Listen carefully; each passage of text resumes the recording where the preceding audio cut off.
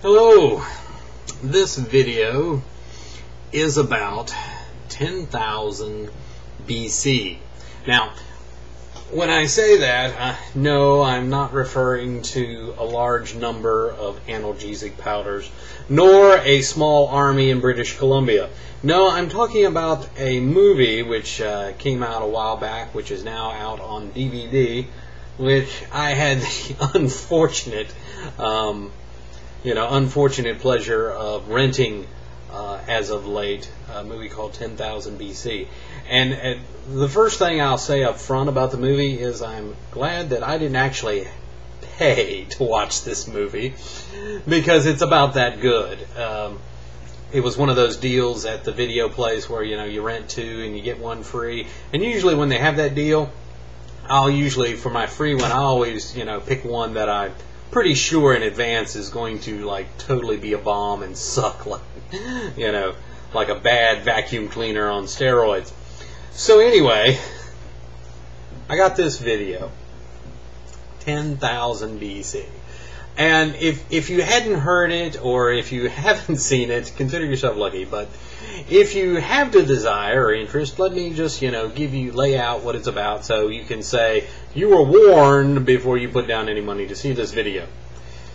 It's a movie supposedly set on Earth in 10,000 BC, which would be nice, except if it bore hardly any resemblance to probably what the Earth was like in 10,000 BC. It might be nice. I would have, as another movie reviewer put it, the movie would have been a lot better if they called it something else, and I could have suspended disbelief in assuming that this was some other planet or some other place where, okay, we'll just take it for granted that stuff like this happens. One of the things is that they go through, and you wonder where the heck it's supposed to be set, because they have every type of terrain possible in the movie. They have frozen tundra, they have jungles, they have deserts, they have woodland, and you're thinking, what continent is this taking on? And of course they have groups like the mammoths and the saber-toothed tigers, which are native to what is North America, and then you've got other things that seem to give you the impression that this is taking place in ancient Africa. So you're like, where the heck are they, and what the heck's going on? It just doesn't make any sense. Especially the part where they go from frozen tundra and they march down to the desert, where the movie ends in not a huge amount of time, and you're thinking, where did that much of a drastic climate change happen? You'd think they'd walked halfway around the planet. But anyway, just setting that aside, what you got here is a story, and I'm not even going to bother with the names of the characters because they're not really important. You got the Mammoth hunter tribe here, and they're living up in the frozen North Tundra, and they hunt the mammoth every year. And of course, the Ice Age is ending, and supposedly the mammoth aren't coming as much as they used to, and when they do, there's not as many of them. At least they didn't go into that whole environmentalist bunk about we hunted the mammoth to extinction, because this tribe, like most, is taking one mammoth a year. They're not going extinct by these people eating one mammoth a year, let me tell you that. So, okay, they're going for their one mammoth, and then you have so you have the young mammoth hunter who ends up being the hero of the story, and then you've got his girlfriend, the unusual outsider who is from another tribe that got destroyed, supposedly. And of course they've got the old shaman woman who tells them, well, the mammoth hunting's ending, you got to do something else. And this guy's father goes out earlier, and everybody thinks he's a coward because he ran off, but really he's trying to find some way to save his whole people and all that jazz. So anyway, what happens, as you might imagine, like most of these fantasy Conan the Barbarian type movies, the hunter dude, his village gets attacked by these marauding raiders who actually happen to have horses, which is quite an amazing feat. They've got horses and bows, and metal weapons.